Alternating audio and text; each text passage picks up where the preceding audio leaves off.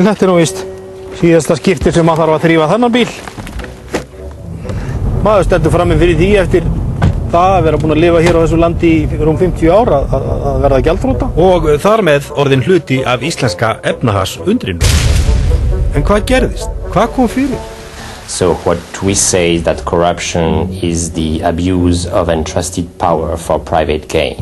Uppgjör við fortíðina undanbragðalaust. Stjórnlýsingin náttúrulega vanhæf vegna þess að það er búið að raða inn í hana árum saman, jábræðurum og klíkuvinum. Það var engin spilling í sambandi þessu sölu.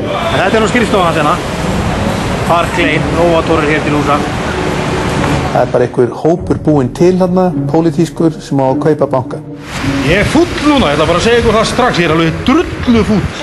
Þessi verðmæti sem hafa þurrkast af hlutabréfamörkuðum, innistæðum í bönkum og fjármálmörkum yfir höfuð, þeir farin. Much of this money should sort of physically exist, so to speak. It will not have simply disappeared. Hér var Landsbankinn og hér var Glitnir, Kaupþing, en nú heitir þetta Banki Hafland, en hingað streymdu peningar og að því mér skilst þá fóru þeir héðan til einhverja eyja eins og Aflandseyja, eins og Tortóla og fleiri staða.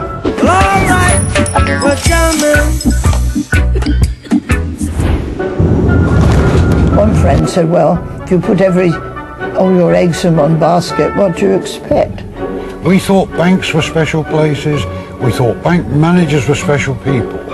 And this trust, this respect has totally gone out of the window. Ætlum við að reka þjóðfélag áfram á þessum forsendum samfélagsins eða ætlum við að reyna að reka þetta á einhver svona faglegum sjónarmiðum?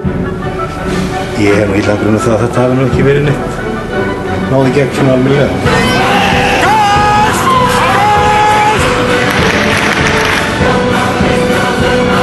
Viljum við friðsamleg mótmæli?